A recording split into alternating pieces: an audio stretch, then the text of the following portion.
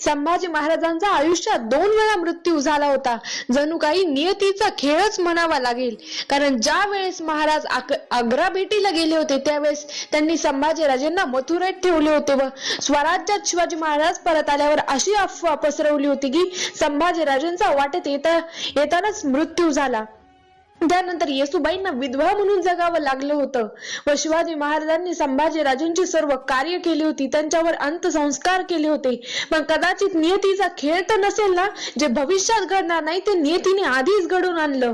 म्हणजे ज्यावेळेस संभाजी महाराजांना औरंगजेबाने क्रूरपणे ठार केलं होतं त्यावेळेस औरंगजेबाने जो संभाजी महाराजांवर अंत्यसंस्कार करेल, त्यांची कार्य करेल त्याला मृत्यूदंडाची शिक्षा होईल असे फरमावले होते.